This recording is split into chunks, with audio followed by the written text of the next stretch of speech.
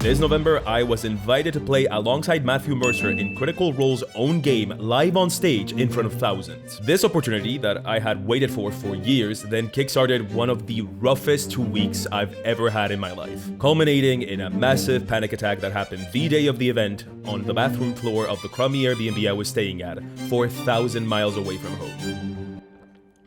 Cheery. So, settle in, grab a steamy cup of hot sauce for cozy winter binaural beats to relax and study to, because for this last video of the year, we're not doing a Pointy Hat video at all. This is a story time. A tragedy. So, what happened? Part 0. The calm before the storm. You know what's more stressful than one stressful public first?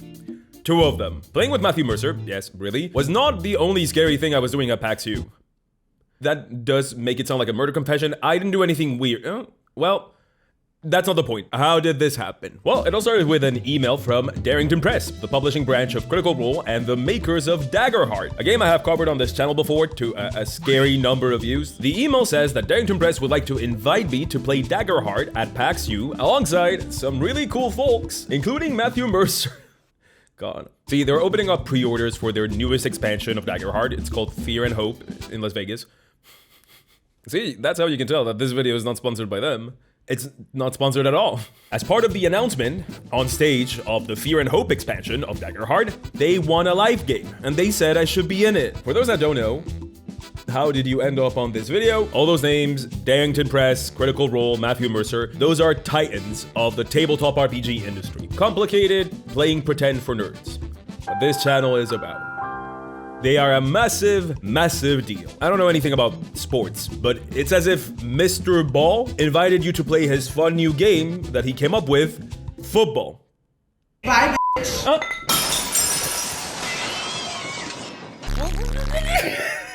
My set dressing, no! These candles were $12, and they broke before I got home. Hello? Who goes there? Where was I? Mr. Football. I've met the team behind Daggerheart before. They're all super lovely. I've talked too much about historical costuming with one of them, I'm sorry. But I've never met Matthew Mercer. I've never met a member of the Critical Role cast. Yes, I have. Yes, now I have. I've met Luis Carrazzo. If you're Hispanic in the industry, I'll find you, and I'll force you to be friends with me. And I've met one of their producers. Hi, Kyle. But yeah, no one from the original cast. I'll talk about my personal relationship with Critical Role later on. I think it's extremely important to understand this story, but we have a lot to get through. After 9 years of working as an artist in the video game industry, I believe nothing until I sign a contract, so I file this under do not get too excited. But like, real talk, who can not get too excited about this? And it keeps going, and contracts do happen. And that's when the path of pain starts. This whole thing is happening at PAX U, a convention I have attended a grand total of once. It is also a good time to mention I live in the middle of the Atlantic Ocean. A lot of people assume I'm American, or US based at least, and no. Not even a little bit. This means that I straight up don't get many opportunities in this industry because I just live so far away. And if I don't go to conventions, I just don't get to network. But also, I don't get to interact with y'all, like the people that actually watch my content. And that is 100% my favorite part of conventions, is like meeting with you guys and you telling me about like a thing that you use from me in your games. So I always make a point of going to these cons. I also have this character defect that makes me like the US. I know, like I said, character defect. But I do. Everyone there is nice to me. They give me compliments, which is a thing that never happens in Europe. People are so kind over there. They love to hug. It's a fun time. And I barely get to see my YouTuber friends, so I love to go. All of that does not take away the fact that that is an 8-hour plane trip for me that I pay myself. But that's not even the start of the bad part. I have also agreed to DM at PAX U, as in front of an audience. Live! The Daggerheart game with Matthew Mercer and the rest of the Daggerheart crew is happening on Saturday. Do you want to guess the day in which the game I'm DMing is happening? Yes, Saturday. Great. They ask you how you are, you just have to say that you're fine when you're not really. Also, this is a good time to tell you that I've played D&D on stage one time, and that was 3 months ago. I have plenty of experience playing D&D, not on stage. How many times have I DM'd live on stage? None.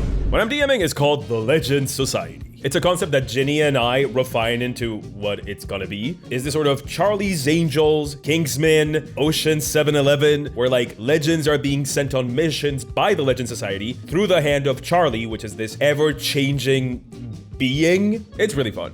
If I manage to pull it off, I have to run this for the very first time at PAX. Live. It's like our maiden voyage, our proof of concept. If we don't do good here, Legend Society is just not happening again. It'll just be over before it started. One thing about me, I'm the baddest alive. But also, I don't stream D&D. D&D is my favorite hobby. Despite this YouTuber thing, it has to remain that, because otherwise, I will stop doing YouTube about it. If I don't like it, if it just becomes a job, I will stop this channel. So while I want to do more playing and DMing on stage, that just hasn't happened yet. One, because as I said, I'm not US based, so I just don't get invited much, but it's also really important for me to keep D&D also as a hobby. But also, I'm still really new at this. I feel like people have memory hold the fact that my channel is 3 years old. I have been doing this for 3 minutes. I just haven't been around for that long. So, I am showing up to a massively important Daggerheart game with some, frankly, intimidating pedigree in the cast, while having played on stage a grand total of once, and I am also DMing live on stage for the very first time that same day. This is fine. Part 1, Storm Rising. Fitting name. We've been having a storm for 2 days. If a clip just cuts out randomly, you know what happened. I died.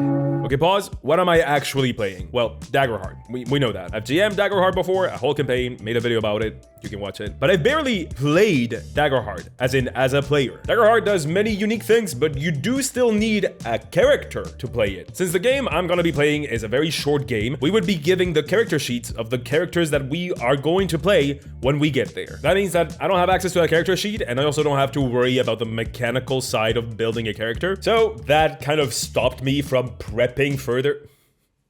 Come on. You really think that would stop me from prepping? You don't know me at all. I'm a warrior, not a warrior. I'm a warrior with an O. It's my superpower. I was born with the curse, the type A curse. It's my curse. I started character prep by coming up with archetypes that I could possibly play, since I didn't know details like class or ancestry. Ancestry is a species for the D&D brain.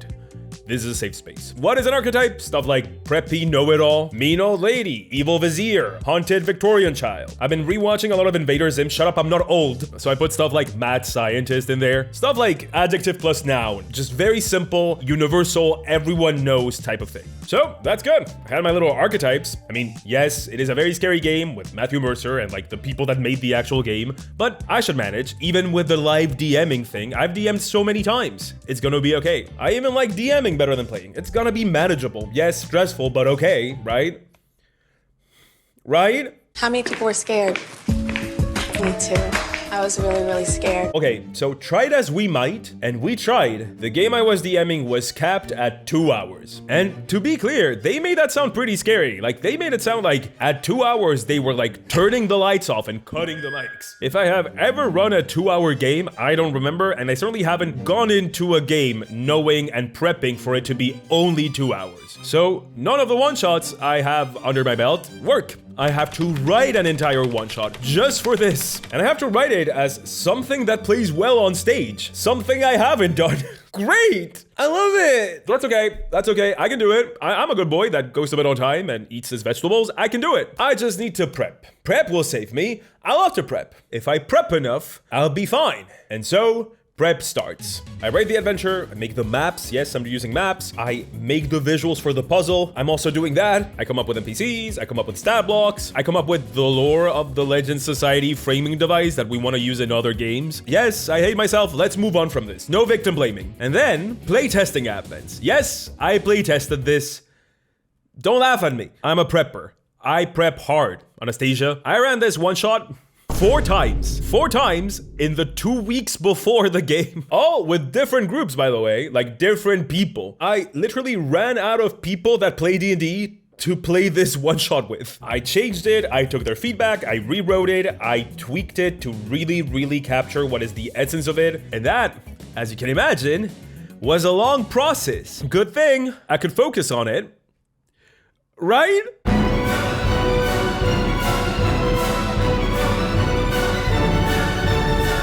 I'm a YouTuber. I know, I'm sorry. I'll try to do better in the future. And when you're a YouTuber, you don't take breaks, especially not at this time. Just so happens that I reached 500K, 500,000 subscribers, and my 100th video uploaded to this channel right at the same time as all of this was happening.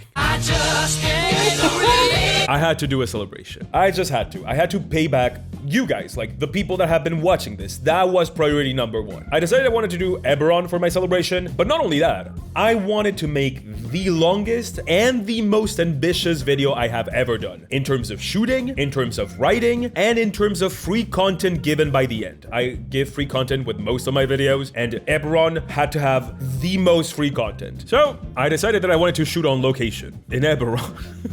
No, what I mean is outside. I didn't want to be shackled to my little desk where the hat keeps me. No, I wanted to be outside, get some really cool shots, get some like industrial buildings to really like carry that Eberron vibe. I have never done this, and I suck at technology. I'm just really bad at anything technological. I suck at it. I know going into video games was really smart of me. Cue me going to 7 different stores because Amazon does not deliver to my Animal Crossing island in the middle of the Atlantic, and I need a specific mic for the... My food is here. See? Yeah, the magic of YouTube. I don't like sweet stuff that much, so I'm just gonna give this to my friends tomorrow. I need real food. Amazon certainly doesn't deliver to my Animal Crossing island in the middle of the Atlantic, and I need a specific mic for this. Cue me finding out that it's in fact not called a lava mic, it's a lav mic. If you're from LA or whatever, don't laugh at me. The lady at the store did laugh at me for that. It was embarrassing, but don't worry, I took analogical L's aside from the technological ones. Cue me writing a 32-page, 18,000 word script. Yes, really. Cue me writing 1 subclass, 3 magic items, 1 ship that you can drive, 3 crew stations, not crustaceans, to put on that ship, and 3 bastions to give away for free on that video. Yes, really. Cue me buying secondhand bed sheets, brewing 8 pots of coffee to dye them in because I needed them to be off-white, and they don't sell off-white sheets, at least not secondhand in the store I bought them. This process started at like 10 p.m. and it ended at 5 a.m. Pointy Hat, when did you start it at 10 p.m.? Wow. I guess everyone is so good at planning here. No one starts tasks late. I then painted dragon marks on them. I stained the floor of my apartment, which I rent and not own. I am never getting that deposit back. Then I decided to dye 1 bed sheet red. It's okay. Let's get through this. It's painful to say it. I just wanted that one to be edgier. I thought it would look good. It did. It looked pretty cool. I then decided I wasn't done, so I burned the edges off of them to make them look war-torn. It's a humiliation ritual to admit to this. Never look up to a YouTuber ever. Anyway, the burning part went great.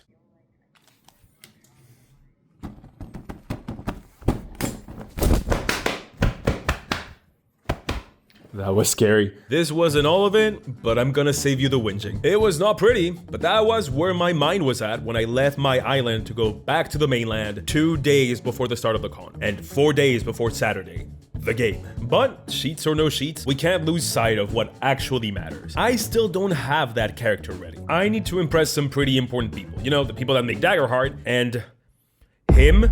As I said, I'll get to my history with CR later on, as embarrassing as it is, but I need more of a character first, to feel at least somewhat okay with the game happening. Problem with it was, I just didn't feel confident with just some loose archetypes. I needed a little bit more, even if I didn't have that character sheet. I decided to start with the Daggerheart character creation method, the one in the Daggerheart book. So I went through it, but in a very different way. I used the questions at the end of the classes section to just keep them in mind as I was building for different classes. You normally ask these questions to other party members. I did this alone. I know, I'm very cool. And this honestly was the most normal part of what I did. I then went ahead and started matching communities with possible archetypes I had planned. I also did the exact same thing with ancestry. So like human, dwarf, elf, furbolg, all of those. I was secretly hoping that they hadn't picked an ancestry yet so I could pick fairy, because in Daggerheart, fairies can look like bugs, and I like bugs a normal amount. I've drawn a couple of bug people for this channel before.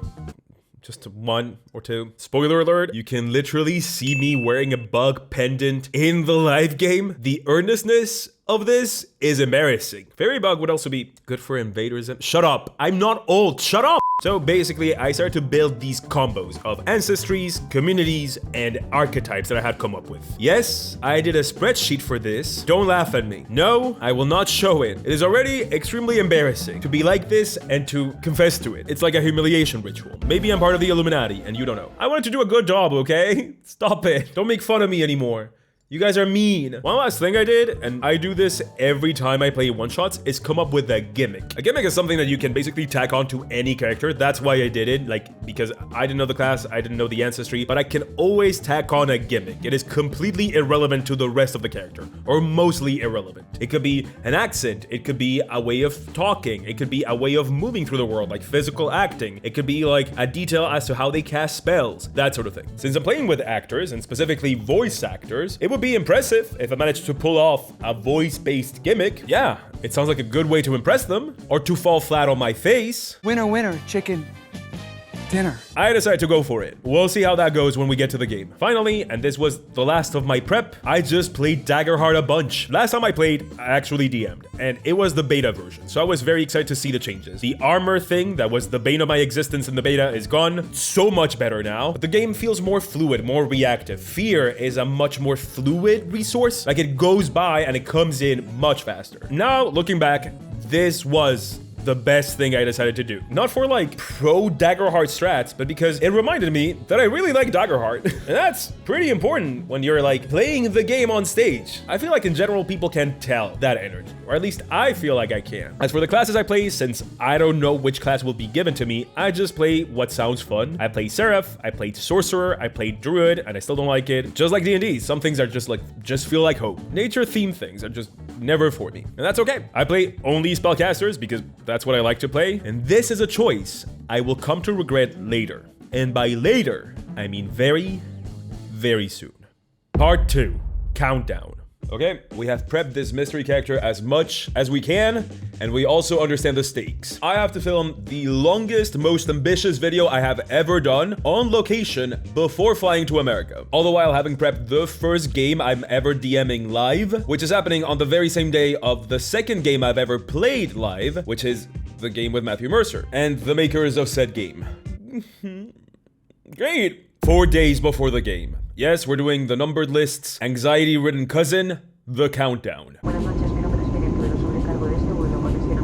I fly to Madrid for a cool 4 hours, and then the moment I land is the moment I get on a car for 2 hours and a half to Eberron. Eberron is in Castilla-La Mancha. I forgot to say that in my video, sorry. So I get there, I put on my stupid little sports suit, my woman's trench coat. Yes, it was a woman's. I went to like 8 stores, and apparently no man is wearing a trench coat anymore. You can tell it's a woman because the buttons are on the wrong side. Never say that you learn nothing on this channel. And then I begin filming. Okay, let's go. This is a good time to mention, in case someone was under the impression that this is some sort of big operation, my film crew had a grand total of 1 person, moi. And I barely count as a person if you ask me. I'm certainly not particularly helpful. I don't like working with that guy. Yes, I filmed that whole thing by myself, using some cutting edge tech. It was my wheelbarrow and me, and a dream. I'm sure that all YouTubers have had to move stuff on a wheelbarrow at some point. I get my little not lava mic and press record. I then go for 8 hours of filming. Yes, really. It's torture, but it's all worth it. Day 1 of filming goes great. I film a little bit less than a half of the whole script, and it's a very big script, so it's a lot. If I start early tomorrow, I can 100% film it all. I begin uploading everything that I have recorded on a Google Drive for my editor and get ready for a cold night of hongshoeing. And then I get a message. It's my editor.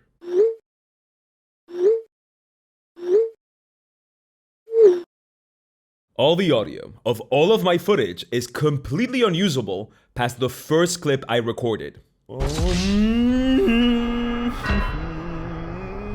Nothing can be used. 8 hours of work down the drain. I periodically checked if the audio was good, but it was messed up in such a way that through like computer speakers, which I didn't have headphones at the time, it sounded mostly okay. And I'm not familiar with lava mic raw audio, so what the f do I know? They don't teach that in YouTuber school. Royland is a nation of industry. in Corvair. Less rolling fields and more grimy, greasy factories. Immediate crash out. 7 hours of traveling and 8 hours of working completely for nothing. I am a bad YouTuber and I hate the disgustingly parasocial vibe of like recording yourself while crying and having a breakdown. So no footage of this, so sorry. I'll use this as a visual. I am processing the most triggering breakup I've had in 9 years. What do I do?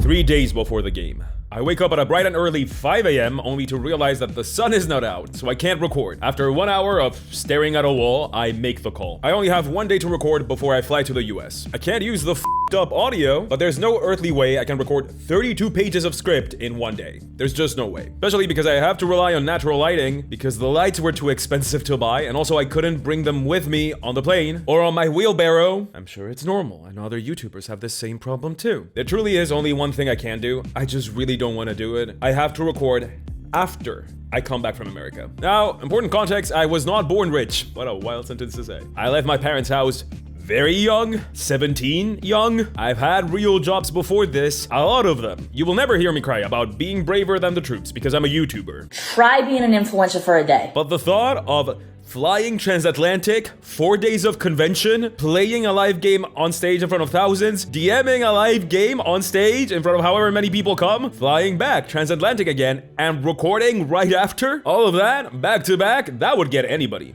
That would get me. Pulling the curtain back a little bit, but if you've watched that Eberron video and wondered, wow, why does he sound like this in this clip?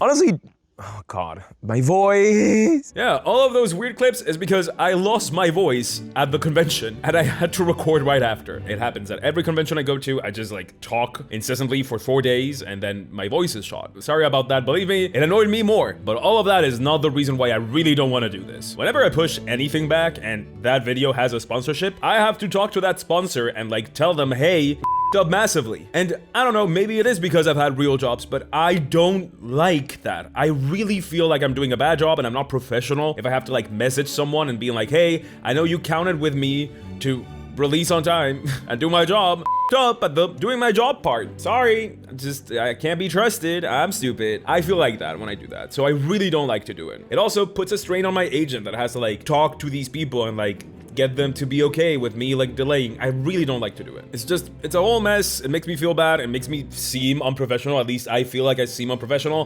Whatever. I'm doing it. There's no other way. There's literally no other thing I can do. So I take the L, I rally, and I start recording again. It's once again my wheelbarrow against the world. There's a tiny bit of struggling, just a little bit. Rising from the last war. But it also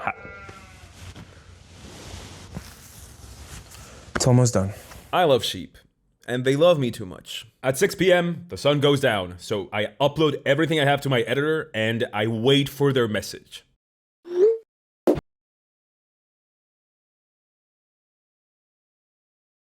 Okay, I can use this win. Thank you. I immediately get on the car and drive to Madrid. I have 8 hours of flying tomorrow, 2 days before the game. It's time for our flight. Normally, I just pull an all-nighter the night before so I can just pass out the moment I step on the plane. Couldn't do that. I was too tired. That combined with like the stress levels I'm at now means that I cannot basically sleep for any of the flight. Normally, I conk out. I have the power of like sleeping the moment I get on any vehicle at all. It doesn't even have to be moving. But this time, I am just far too stressed. I reread Daggerheart again. I practice my voice gimmick like under my breath, much to the regret of the person sitting next to me. I'm sorry. I mean, they didn't complain.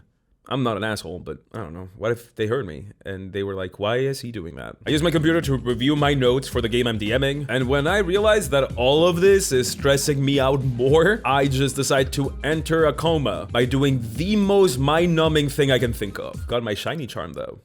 So, who's laughing now? I'm in my 30s. I land in Philly and I discover what true cold is. Weather is awful.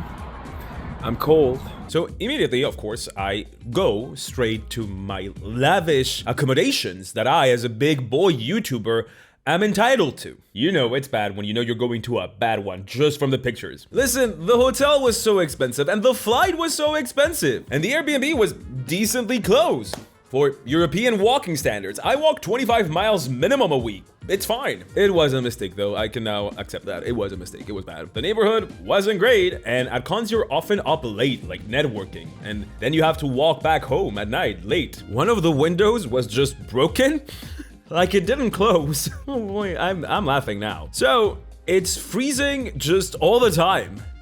Great. It also had like 7 smoke detectors per room, which I found ominous. I guess they really didn't want people to smoke. I'm sure that detail will not come back to haunt me in this story. I still haven't left a bad review because I feel bad. Like I said, I'm stupid. What if whatever vulture is renting that place to displace the locals needs it to live? I don't want the death of that vulture on my conscience. Anyway, I've stayed in worse places. I have certainly lived in worse places. I'll manage, but it certainly wasn't the best setup for a nice and relaxed ambience for a stressful convention. I just end up doing the same thing every time I'm in the apartment. I hole up in the bathroom and I run the hot shower the whole time to like warm the room. That sounds so bleak when I say it. It was fine. I clearly lived. Don't worry, y'all, we're gonna get through this. My friends are not in Philly yet, they come tomorrow. So I go out and I try to get a Diet Coke. But Joe the Trader doesn't have Diet Cokes. Traders working there will laugh at you when you ask them where is the Diet Coke. And they don't have White Claw either. What is the point of going to the US if I don't get to try all the fun White Claw flavors? Huh? So I find Chardonnay and I leave the trader's hideout, except I realize that the cashier, who they have them stand in America for like sadistic reasons, doesn't card me. I look down at the bottle in my hand. It says Chardonnay, but it isn't. I paid $9 for grape juice. I take this picture as proof of my never-ending grudge against Joe the Trader. Joe the Trader, you will never Joe the Trick me again. Defeated and boozeless, I go back to my chambers. The bathroom. Sometimes when I'm on a trip, something hits me. It's generally when I'm alone. I'm just extremely extroverted and I will turn into like a consumptive Victorian maiden if I haven't talked to someone in the last 5 minutes. It just hits me that I'm alone, thousands of miles away from home in a shit and cold Airbnb, staring down the barrel of the biggest professional opportunity that has happened to me since I started this. Everyone believes in me, and yet I am completely untested. It would be so easy to let everyone down, and I can only think of one thing. One day before the game. Waking up on Friday felt impossibly strange. My schedule for PAX felt both impossible and also weirdly chill. Sure, tomorrow will be impossibly stressful, but especially compared to Gen Con when I'm at panels and signatures and meetings and dinners and whatever every single day, PAX is like weirdly silent, except for one day where like everything happens. This sounds better, but honestly, I'm the kind of monster that prefers being busy because when I'm not busy, I'm thinking, and that's very dangerous. I'm alone with my thoughts, and I don't like it because those thoughts are running. They are racing because there's still one thing I haven't told you. If it wasn't obvious, I am a guest star at this Daggerheart game, but I'm also a surprise guest. This means I cannot promote me being there, which means I can't be sure that my audience, you guys, the ones that are going to PAX, are gonna be there. This means that it's only the CR audience and like whoever is my audience and CR audience at the same time who are gonna be there. And I don't know how many people that is. I mean, CR is massive, so I'm guessing a bunch, but you know, who knows? I have this vision of like being announced and coming up on stage and like the audience being silent. And when I say vision, I mean nightmare. I understand, like, intellectually that, like, my videos get a ton of views in this space, like, in the very tiny TTRPG space, and I understand that my Daggerheart video did good. Thank you for both, by the way. But it still feels like it's just me on my own, on my literal island. I don't get recognized here. Like, it happens, like, what, once a month, maybe? I just don't feel in any way that I'm famous. What if nobody cares that I'm there? What if our audiences don't intersect? It's very scary. And this thing I'm talking about is like problem number 7 T4. There's much bigger things to worry about. Chief amongst them, the game I'll be DMing. I haven't told you this yet, but it was really rough to put together. And I'm not talking about gameplay. I'm talking about administration. We asked to be placed on an earlier slot, like beginning of the afternoon. They said no. We asked for the game to be streamed, so like people that are not there could watch it. They said no. But right before I left, we learned that not only we would be playing from 7 p.m. to 9 p.m., but also that 2 other live games would be going on at that exact time. The first is the official Fallout game. Yes, that Fallout. Fallout as in the hugely popular video game. Bethany asked, how could you do this to me? It was massive. Of course, it had Fallout behind it, but also it had an amazing star-studded cast. We learn of the second game later. It is Acquisitions Incorporated, the PAX game. Like, the guy that is PAX is there. And this year, they had guests. Whomst? One is Matthew Mercer, for example. And of course, yet another fantastic cast of like star-studded players. And those two games were not just happening at the same time as ours. Nay. Ours was starting 1 hour before them. Which means that like, if those games were full, it wasn't like, oh, I wanted to see this one, but it's full, so I can go instead to the Legend Society. No, it means the people that would show up to our game, the Legend Society, had to commit because they weren't getting on the other ones. There are very inspiring stories of like overcoming all odds, and I wish all stories were like that. But I'm gonna rip the band-aid and say there's just no way that a game like ours, like the Legend Society, a game that has not existed prior as we envisioned it, Jenny and I, can compete against this. No, I love my players. I love our guests. Sephi, Persephone was coming. Whale from D&D Shorts was also coming. Love them both. But like the Legend Society is a completely brand new concept. This was our maiden voyage. We can't compete against that. Like, yeah, we can't. And neither Ginny or I wanted to compete. We were just placed in that spot. And weirdly enough, we got like a massive theater to fill. Like they gave us one of the biggest ones. So that is running through my mind. Oh, and to be extremely clear, no one playing or DMing or GMing in these games had any fault in this. This was clearly an administration thing. Like no one that is like played in a Fallout game is like, let's put this one here. Like this is not the fault of like the players, the GMs, the like people running like the games themselves. This was just an organization issue where like 3 of the biggest games were happening on the exact same day at the exact same time. It was just like this massive wrench directly at our heads. But what can you do? I can tell you what, worry. That's what I'm doing. I'm worrying. Very close to having an anxiety attack, like right now. Our game, the Legend Society game, is free. Like, we don't sell any tickets at PAX. So, there is no way of knowing how many people are coming. What if no one comes? The Legend Society will not happen again. Like that, I can tell you that. We would have proven that we cannot fill that theater. At least not now. And, of course, before that, the game that made me make this video. I don't think I need to explain why that is anxiety inducing. As I said, I will get to my relationship with CR in a minute, like really shortly, but no matter how much I worry, there's nothing that is gonna make it any better. My friends are finally here, so I go to meet them. And as always, they're nothing but kind, but also mean, which is exactly how I like my friends, so I'm happy. We have too much coffee, we eat Philly cheesesteaks, which is not a steak, it's a sandwich. False advertisement. We see Philly, we see Delphia. There are no young horses or dolphins anywhere. False advertisement again. No spreadable cheese either. We see the con, we see the pro. I have no footage of any of this because I'm a bad YouTuber. And while I was on the con floor, I got to meet a very important person. Remember that whole bit about me being so far away and because of that getting so few opportunities? Well, someone else gave me one, and it was not a small one. And I wanted to meet them at PAX. Do you see this? On screen right now. I drew this. This is a foreteller, a construct created to channel divinatory powers for the benefit of the most powerful people in the world. Except when these robots started to do so, like staring into the divinity of divination and seeing all possible futures, they developed sentience, like against the will of their creators. They were supposed to just be tools.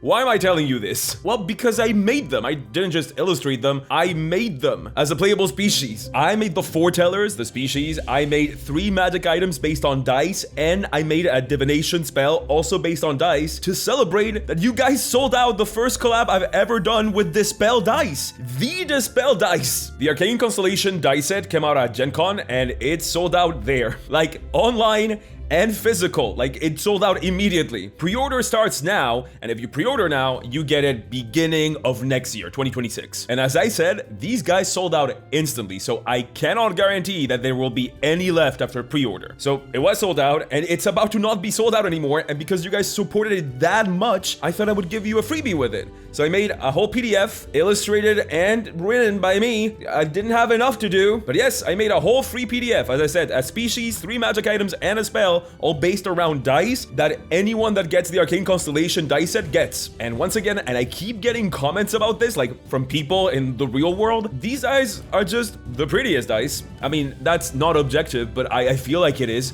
Look at them, like they're based on astral maps, they're based on magic circles, and they have little pointy hats on them, because it's a collab.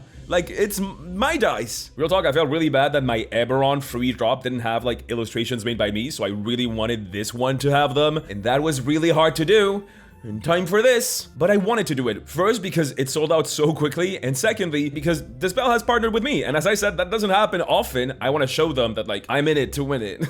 Sad, the earnestness is embarrassing, but yeah, you just get the free PDF for free with any purchase of the Arcane Constellation dice set. As I said, this video has no sponsor because I insist on doing that because I'm stupid, and also if I have something that I want to talk about, like that I made myself or that Dispel and I made ourselves, I feel it's important to give it the attention it deserves in that video. So if you like the pretty pictures that I am assuming have been around me this whole time, please go check them out. I love the Arcane Constellation dice set, and if you do, you now have a whole free PDF to go alongside with them. Who draws a species based on dice?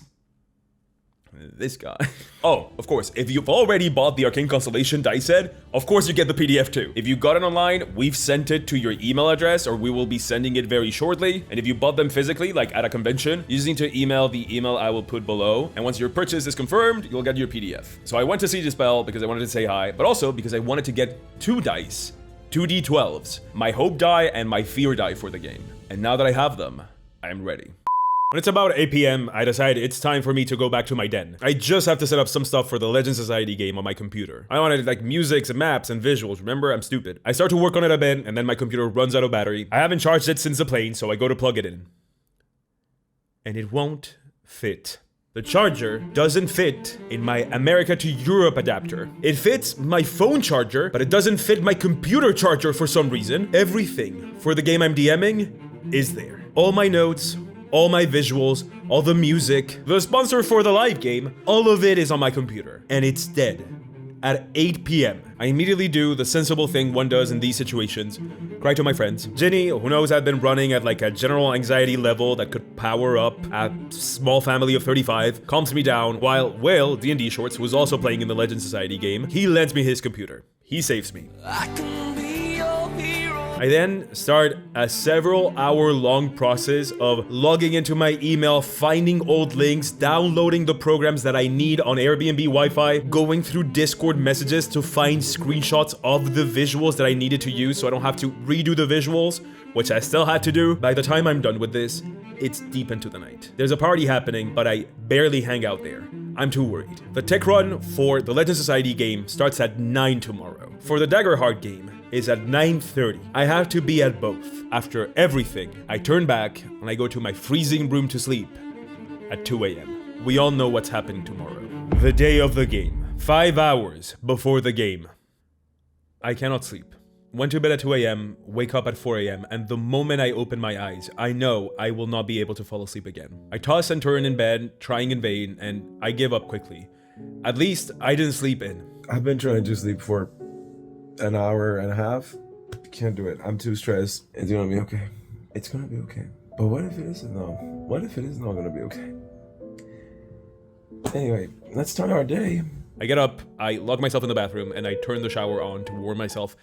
I have to stop putting it like that. It sounds so Dickensian. Please, sir, may I have some more central heating? I turn the shower on from some cozy, warm tundra vibes to relax and study to. I have slept 2 hours. There's 5 hours left until the call time, and even I am not insane enough to show up there that early. So I just sit down on the floor and put on Lux by Rosalie. I am nothing if not a stereotype. And I truly feel like it is right then and there that everything catches up with me. And I do mean everything. I am sitting in my bathroom floor. We're not doing much. I'm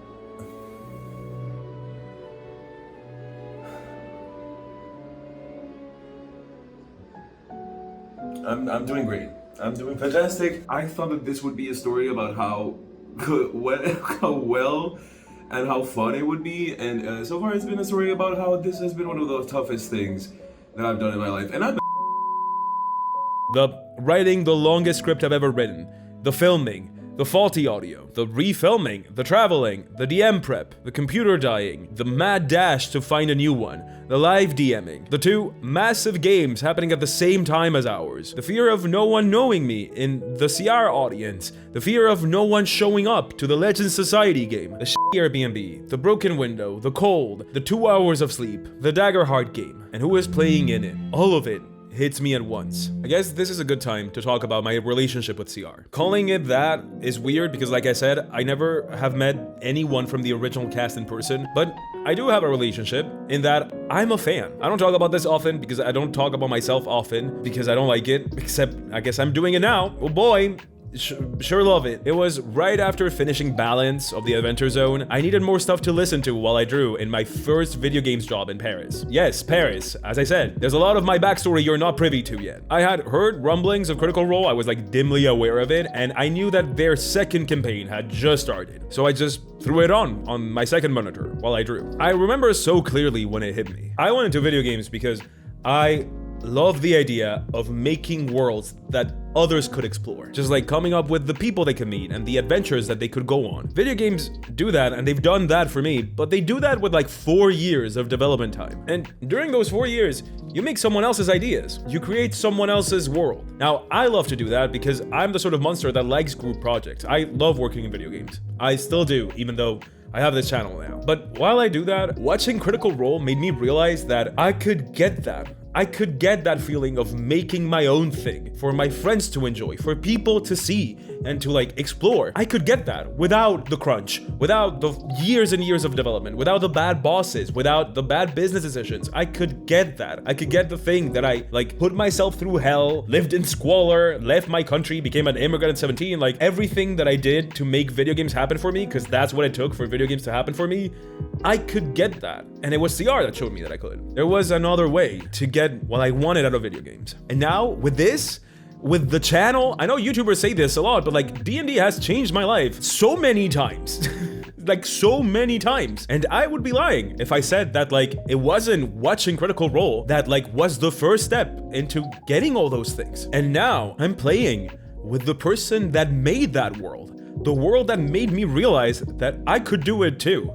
I'm playing with him. Someone that I have taken so many cues for my own DMing style, like developing my own take on it, like world building, NPC creation, adventure making, all of those were like extremely influenced by this person. As cringy as it sounds, and from like a non-professional, completely emotional standpoint, I can think of very few people I want to impress more than Matthew Mercer. Or at least for him to like me, just a little bit. So that's the missing context. That's where I was at when I was told that I would be playing in this game, and with the people that I would be playing with. And in that bathroom in Philly, that's when it hit me, and I broke down. A good old cry. Can't a boy have a good old cry? Real talk, I wish I was more of a crier. People talk about crying like there's this huge release. Don't make it weird. And huge release is like exactly what I needed at that point. Don't make it weird. I'm not sure if I've had a panic attack before. My brain is really good at like forgetting bad things, so I can get myself to do those bad things again. Life hack. I'm generally an anxious person. It just generally feels like it's like at a simmering level at all times. Boy, was it boiling now. I'm having trouble breathing. I can't concentrate on anything but surviving. Like, it's stupid. I know it's stupid, but it felt like I was in danger. Like, that's what my brain believed. Danger of death. Like truly, this feels so stupid to say out loud. I realize it's crazy. I'm being vulnerable. Don't make fun of me. Please comment on my bravery and relatability on the comments below. I know it was a lot, but it truly felt life or death. Adult man tries to communicate his feelings. What he does next will shock you. I guess they call it an anxiety attack, but because it literally feels like you're under attack. Helpful visual. This is exactly what I was feeling at that time. I'm making fun of it, but it really wasn't fun. Yes, it wasn't fun. I think that it's exactly what I need at this time. Not the cold bathroom part. I feel like we could skip that. I mean, the anxiety attack part. Is that stupid to say? Have I become the Mr. Miyagi of anxiety attacks? I say that it is what I needed because it felt like I was finally acknowledging that I was just having a time of it. I had worked so hard to keep everything going, and it just felt like I had taken no time to take a moment and realize that it was hard, that I was having a bad time doing it. So I guess my brain took over and made me acknowledge that. And I guess the time it chose was 5 hours before the game. As I said, I'm not a ghoulish, subhuman influencer beast yet, so no footage of this. Did not set up camera to catch me crying yet. Give me like a couple of years, maybe I'll get there. And so hour 5 before the game goes by, and so does hour 4 and hour 3, and I do not notice. I am busy, being scared, and listening to Lux and crying. It's a very Spanish-speaking breakdown, but the time of the game is not waiting for me. Finally, at some point, I look at my phone and I stare at the clock above the Reliquia lyric video. 2 hours before the game. That did snap me out of it, thankfully. I had somehow managed to lose 3 hours to this breakdown, and I was not gonna lose 1 minute more. I decided to do an everything shower because that's what makes me feel better. Surprisingly, I do have footage of this. I do not remember taking this. Boy, do panic attacks do a number on you. But I'm very glad I have this footage because I can prove I took a shower. Why would I need to do that? You may ask. I ran out of deodorant the day before, so I went out and get some. By now, I know that Joe the Trader cannot be trusted, so I go to 0.636, 7-Eleven for those of you with dyscalculia. I wish I had kept that deodorant because I want nothing more than show it to you and blast them here and there and ruin them forever, just like I did with Joe the Trader. All I know is that it was red. The moment I put this thing on, I start sweating profusely. I don't know what sort of banned in Europe ingredient from hell is in this, but it's on site, Mr. Deodorant. When I catch you, I try to maintain friendships, but when I have like this in my life, it's very hard to. Stupid bitch. I definitely do not have time to like take another shower, so I just pray it's the humidity and like run out of the bathroom. Except the steam from the shower triggers one of the 17 smoke alarms at like 7 a.m. on a Saturday. I stop it. I run. Anime girl toast in my mouth moment. Only to find that it's raining. Remember how I talked about my Airbnb being quite a ways away? If you have curly hair, you know what this means. This is what my hair looked like as I left my Airbnb, and this is what it looked like in the game in front of thousands. I literally got comments on it. A friend stopped me and said, "Wow, very curly." It's fine. Cursing myself for not like actually paying for the stupid hotel, I begin my trek both ways uphill in the snow, in the rain. I'm finally going to the game.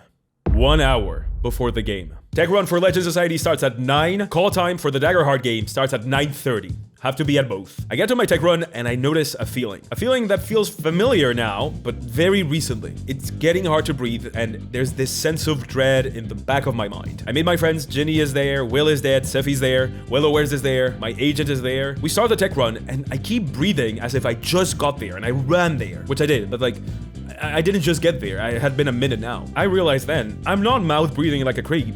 For nothing. It's happening again. It's another panic attack. I immediately turn towards someone. I honestly cannot remember who. And I just go, I am very scared.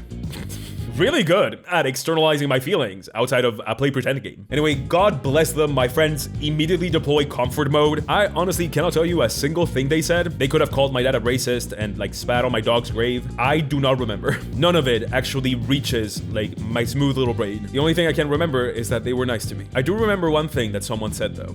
I remember my agent saying it's time. 10 minutes before the game. My agent and I find a PAX worker. The theater where the Daggerheart game is happening is directly adjacent to the theater where we're doing our tech run, thank God. But that also means that everyone in the audience for the Daggerheart game is waiting right outside. If I go outside to go into the theater where the Daggerheart game is happening, I'm not a surprise guest anymore. So we go through the back rooms of Ohio or whatever. I am sorry that I'm not being more specific. I am barely conscious at this point. At one point I look back and my agent is no longer with me. My friends are no longer with me. It is just me and the PAX worker that is taking me through these corridors. We make easily 10 turns. It looks like when a TV show shows you like the backstage of a TV production. And I'm there. Part 3, the game. Matthew Mercer is reading a piece of paper in a silly little room under fluorescent lighting. I don't know what I expected. A swivel chair, an entourage of some kind, makeup and hair people definitely. I go to introduce myself, but I don't get to. He recognizes me, and then just the most chill, low-key conversation happens to me. I mean, I was there. I was also participating. I was conversating. I think it's converse. Just say talk. If you're part of these TTRPG streets, you hear about people. So-and-so was very nice, so-and-so was very rude. It's the toxic gossip train. This has been the case in every industry I've been in. No one has anything bad to say about this guy. And I wish I could title this video, The Scandal About the Matthew Mercer Leak That Just Got Worse When He Punched Me on Stage, but sorry to disappoint, I'm here to join the chorus. I want to emphasize how extremely anxious I am at this moment and how quickly that dissipates the moment we start talking. I wish I could stop learning things about the human familiar mind today, but no, I don't get to not do that. I learned something else about how my brain works right now. I don't know that what I needed in this moment is just a normal conversation with the person that I was so anxious to meet. But it is exactly that. That's exactly what I needed. For the first time in honestly weeks, I start to feel fine because I am confronted with the thing that was so scary, and it is fine. And it really is because this person that I have saddled with has made the thing that has inspired me to be where I am today, which now feels like such a honestly rude thing to saddle someone with. That person is sitting with me in this green room. Green rooms are not even green, guys. It's a lie. It's so disappointing. And he's being just so pleasant and so nice, and above all, so normal. That does make it sound like I was expecting him not to be. I wasn't. To be clear, I don't even think I ever sat down to think, what would Matthew Mercer be like? He complimented my jacket. He says that he watches my content. Of course, I immediately challenged this because I was raised in a barn, and also my immediate reaction to fear is apparently jokes. And also because there's no earthly way that he watches this. All of you are just part of my delusion, and I have been in a coma for the last few years, right next to Ash Ketchum and Angelica from the Rugrats. And you! But no, he doubles down, so I guess I believe him. At one point, humiliation ritual time. At one point, the alarm that I had set up, just in case I forget, the most important game of my career, goes off, and I hadn't realized that the sound I set for that alarm was a Money Machine by 100 Gex. So now Matthew Mercer knows that that's the sort of thing that I listen to. Are you not embarrassed? This is really embarrassing. I don't want to think about that too long. But as we talk, I literally start to feel lighter, and my breath catches up with me, and it just becomes a conversation with someone that I like. Like in, not like the parasocial way of liking someone from afar, but like as in just a person that I enjoy talking with. And it feels human, and it feels normal, and it was great. It's exactly what I needed. I do let him know that I am scared as this, probably using that language. And of course, he's nothing but kind about it. If I remember correctly, he says that it doesn't show, and this is when I reveal one of the aces of my sleeve. I have been on stage before, not that one, but I have been on stage before, semi-professionally. That's right, act shocked. I was a theater kid once. After high school too. So I'm quite good at pretending I'm not scared this when I try. Although I don't have to try now. I am not scared anymore. This was a very healing conversation. And I really hope it doesn't sound parasocial and gross, but it is because I had this very normal and very centering conversation with Matthew where it probably lasted 3 minutes, but it was a completely normal exchange that kind of humanized him for me. Is that insane to say? I knew he was a human, and he didn't have to do that. I certainly wouldn't have resented him for that. I wasn't expecting Matthew Mercer to calm me down through my stupid anxiety, but he did, and I really appreciate that. I think that was really nice.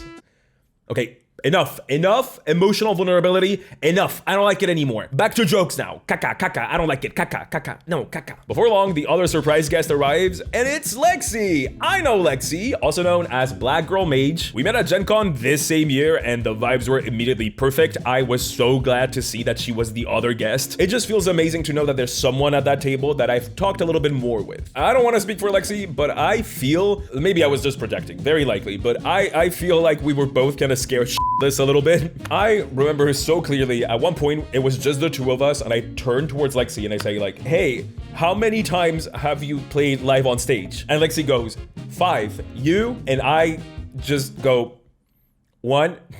And there's this beautiful moment of understanding in these Ohio backrooms corridor that we were at, where we both know we're baby. Bonded by baby solidarity. Matthew, Lexi, and I hang out backstage. I crack some jokes because apparently that's my response to any stimulus ever. And Matthew laughed at my jokes. I am literally dancing. I told you, he's being very kind. This does make me believe him less about the whole watching the channel though. If he's so duplicitous as to laugh at my stupid jokes, what else is he lying about? At one point, Elise, Spencer, and Rowan, the minds behind Daggerheart, appear. I have known them before, they're nothing but kind every time, and they're kind now. And it's at this moment that Rowan hands Lexi and I a choice between two character sheets. The choices are Assassin and Witch. I realize right then and there, backstage, that I've prepped everything wrong. I have played neither of these classes. If you don't remember, the point of this game is that Darrington Press is releasing their first expansion to Daggerheart. Daggerheart, Fear and Hope. Las Vegas. This thing adds like more than 100 enemies. It adds new campaign frames. Watch my Daggerheart video if you don't know what that is. I don't know. It adds a ton of stuff. Once again, this wasn't sponsored by them, so I don't have like an ad copy to check. I never said I was good at my job. Anyway, among the many things that Hope and Fear adds to the Daggerheart experience, it adds 4 new classes. The Warlock, the Brawler, the Assassin, and Madame Morrible MM Flip It Around. Wicked witch, wicked witch. This is how you can tell that this is not sponsored. Holy shit. Matthew Mercer, MM, Flip It Around, Wicked Witch. Has anyone noticed this? Has he noticed this? If I had MM initials, you would not be able to escape it. I would be the same joke every video. Anyway, it also adds witches. I like witches a normal amount. Hag Gang represent. By the way, if you're like, oh, something is missing from the set. Yes, I ate it. Hollywood.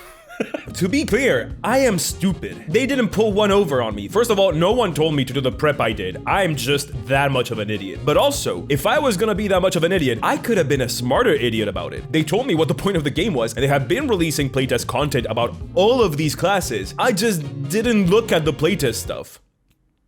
I was gonna say don't make fun of me, but like, you're allowed. It's okay. This was truly stupid of me. You might also remember that I only playtested casters.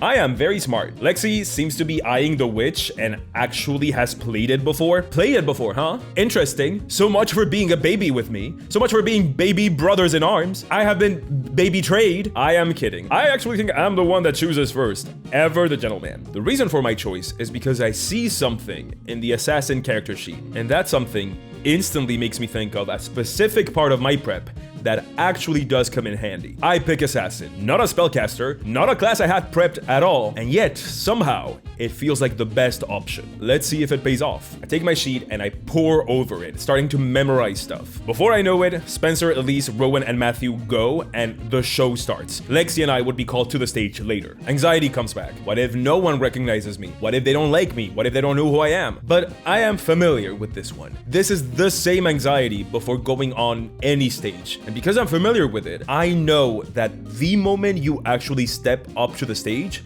it melts away. I go off into the back rooms of Ohio to practice my stupid voice gimmick. A member of PAC staff definitely hears me, and I think that at this point I am too anxious to care, and before long, it is our turn to go on stage. Pointy Hat and Lexi McQueen. Lexi and I come out together. Like I said, I've been on stage before being a cringy theater kid, but the energy here is different the moment we go in. I should not have worried about the crowd not caring.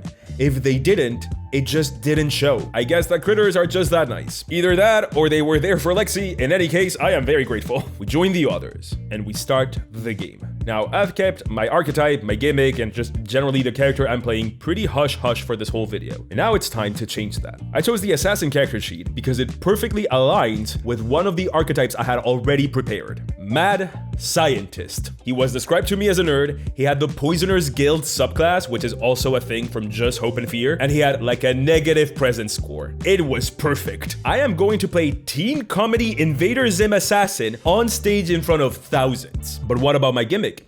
That is another ace up my sleeve I haven't told you about. I have hinted at it. I have done voice acting before. Dun dun dun! The boring kind though. Don't get too excited. I like languages. I think I'm just a good parrot, and all of my voice acting gigs were voicing those CDs that came in with like language learning books that is just like listen and repeat in different languages. That was my voice acting career, but that got me through college, so don't knock it. So yeah, listen and repeat got me here. Told you. Good parrot. That means that I can do a pretty faithful accent of like the languages I speak, including French. Merci beaucoup. Which is generally seen as a harder accent to nail down, especially for Americans and just English speakers in general. It's just languages that don't really get along. I said I was gonna choose a voice-based gimmick to impress voice actors, so you now know where this is going. My name is Ruby Shadow, and definitely not Rupert Charlotte. I am playing Team Comedy French Invader Zim Assassin in front of thousands on stage. So, how did it go? You can call me nerd all you want. I haven't peaked yet. How far away did you shoot this thing from? So close to Evan. No, it's so close to Tucker, actually. A beautiful pale white woman with dark eyeshadow that stretches across the brow. And she's got like a couple cool people that just kind of hang out with her. Does she have like dark tears? Oh, yeah, absolutely. I would say it went pretty good. Felicidades. I have been waiting for that bit since I started recording. But there's always stuff to improve. Part 4, analysis. You really think I'm not type A enough to not make a postmortem about a very short one-shot? You don't know me well enough. So, let's of course start with the bad. You're about to see what years of "we did not bring you into this world to be mediocre" and "we do not care what grades the other kids got, we care about what grades you got" does to a mother.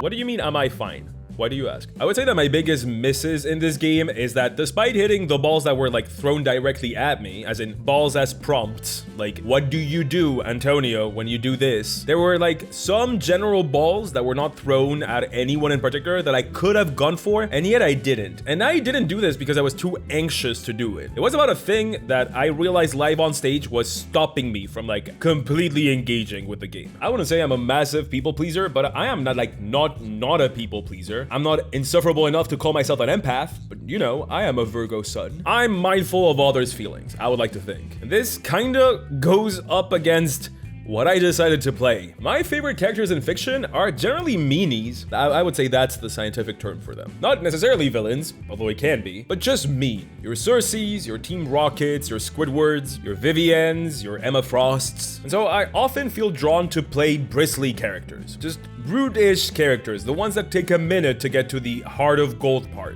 Maybe the ones that are like funny in sort of a mean way. So while that is not a problem at all when I'm playing with friends, I learned that on stage in front of thousands with people that range between "we are friendly" to "I met you 20 minutes ago," I do have a little bit of a problem being mean to them. When I learned that my guy was a nerd, I wanted to play the sort of nerd that is like deeply jealous and like deeply self-conscious about his inability to like be popular, make friends, like climb the social hierarchy. And so he masks this insecurity by talking about how much smarter he is than everybody else in a very mean way. And while this idea for characterization was there's something so beautiful about the knowledge that both of them one day will die and not have each other anymore.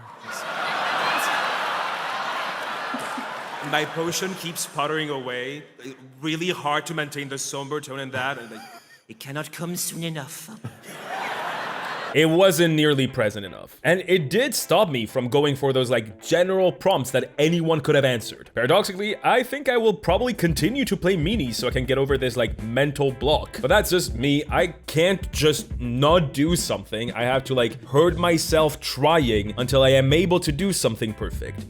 It is all very healthy. Okay, I would say that that was my biggest blunder here. There's nothing more boring than hearing someone going through like self-flagellation and now you have to like be like, no, you did great. So let's move on from that. I guess now we can talk about what I did good or whatever. I think I was funny. I wasn't like outrageously funny, but I was decently funny. Most of my jokes were out of character and I got like extremely fixated on the word pauldrons. But a joke is a joke. People laughed, and Matthew laughed. Listen, I'm gonna be very honest, this was a fantastic opportunity, and I'm very grateful specifically to you guys for like making the channel successful enough so that like I was invited to do this, but from an extremely silly and not at all professional standpoint, I was just hoping the guy would like me and thought that I was funny. It's my inner clown, I feed off of it. And I was also really hoping that the audience will laugh. That is kind of like what I go hoping for anytime I do anything on stage.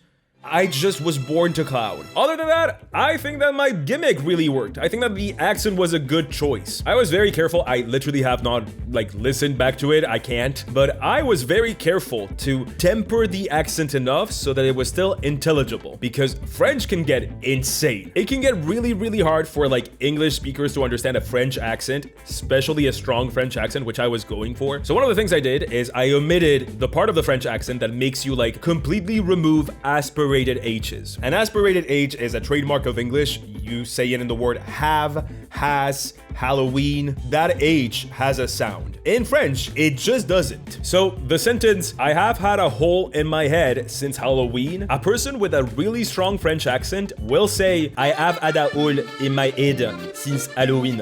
And truly, that's what it sounds like. Really smart of me, considering I am playing like a live game in French in France next year. Oops. Salut, salut les francophones. Ne soyez pas fâchés. Or whatever. I also think that I was mindful of other players' time, probably to a fault. As I said, I didn't talk much, but like as an extroverted person, my biggest fear is that I just like take the spotlight for myself and like aim it directly at my eyes and like not let anyone else speak. I haven't done that ever, but I am like impossibly scared of doing that. I really don't think I did that in this game. I'm glad that I didn't, no matter what the demons in my head tell me I did. Lastly, I don't feel very proud of this, but I feel like decently proud of my very basic improv. Like for example, they told you like, oh, what apparatus are you using for flying? I came up with a thing on the spot. I think it was good. Baseline fantasy potion bottle, turn upside down, and the cork, when you're about to fly, the cork flies out and the contents sort of like expel you upwards.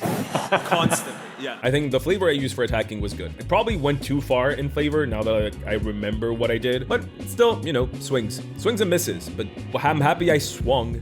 What? Okay, enough positivity. I haven't told you the worst part. You think this went swimmingly? You think there was no problem? You haven't been watching this video? It happened at the end of the game. I am not gonna do a play-by-play of this game. You can watch the game. It is up. I will put the link below. Knock yourself out. Find the time where I forget if you add the result of your hope and fear die, despite having run this 1,000 times. What anxiety will do to your brain should be studied. I bet someone is. Let's see if you can find the time, because I lean away from the mic. But that is not the problem. That is not the very bad thing I did. Anyway, as I said, link below. Check it out if you want to. The beginning of the video is everything about hope and fear, the new expansion, and like the second half is the game. So the game ends, and I literally feel my cortisol levels and my adrenaline plummet. I also feel my 2 hours of sleep, like, creeping in to catch up with me. I did it. I survived. I look towards the audience, and I wave.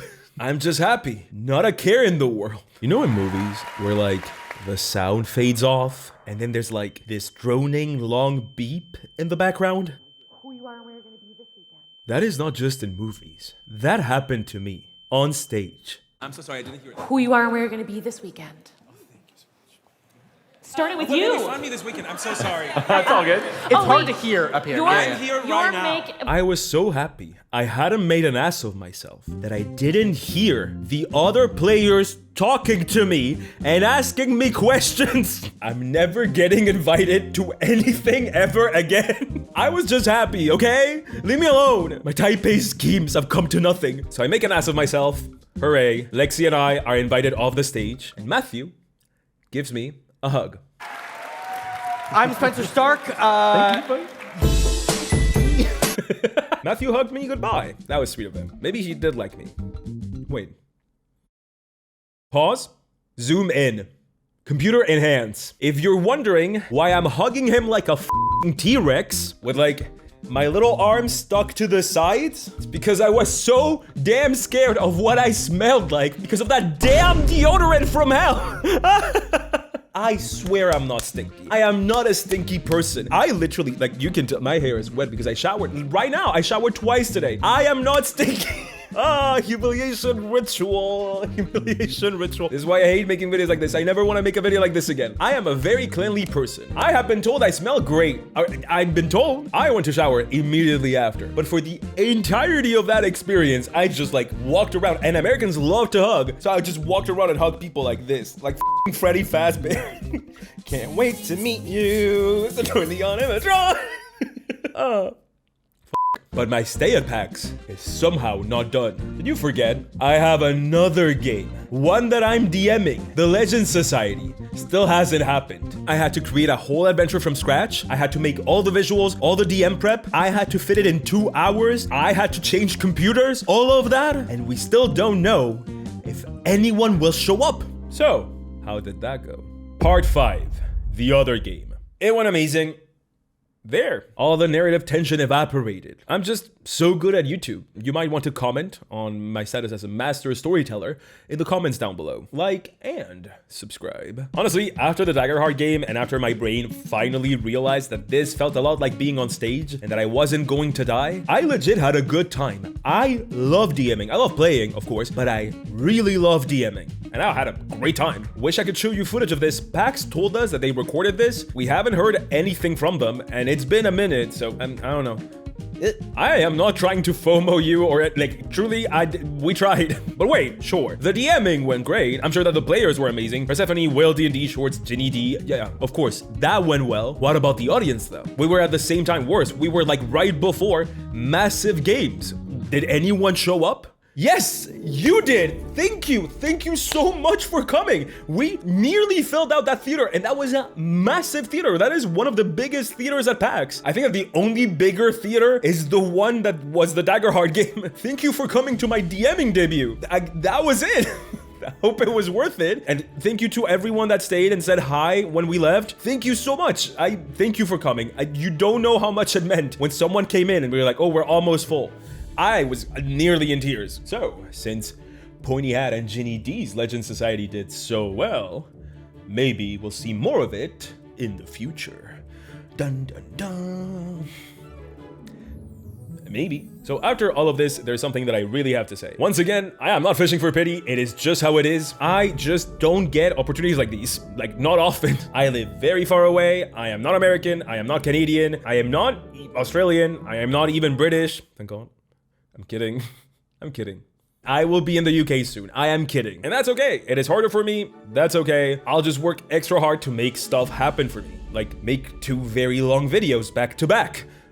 To suffer. But when it does happen, and I get an invitation like this one, that lets me do things that I never thought I would do, and I know that's a cliche to say, and yet it is the truth. I have to thank the people that have extended those invitations to me. So thank you so much to Elise, to Rowan, to Spencer, to Matt, and to Lexi for playing with me and being my fellow baby. And also, thank you to Dispel Dice, a massive, massive company of like artists and ateliers that have created dice with me based on Pointy Hat, like me, based on me. That's why it was so important for me to do all that I've done with the free PDF. Once again, that is right there down below if you guys want to grab it. The PDF is free with any purchase of the dice. Of course, including the ones that came before the PDF. If you support me from the beginning, of course I'm gonna give you the free thing.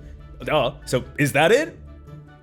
Of course not. Now I have to celebrate. Well, by strong-arming all of my friends to go to a Christmas market with me because I really like Christmas. Of course, I'm a very bad YouTuber, so I didn't get footage of the psych.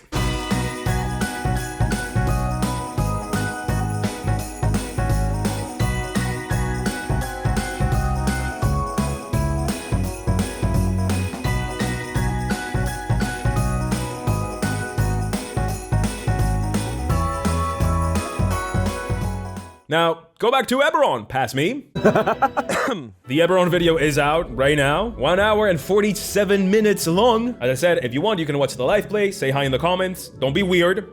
Do not be weird. And here, you can see my thoughts on Daggerheart itself. I made a very long video talking about everything I think about Daggerheart. Okay, now I'm done, and I am taking a break. I will see you in February.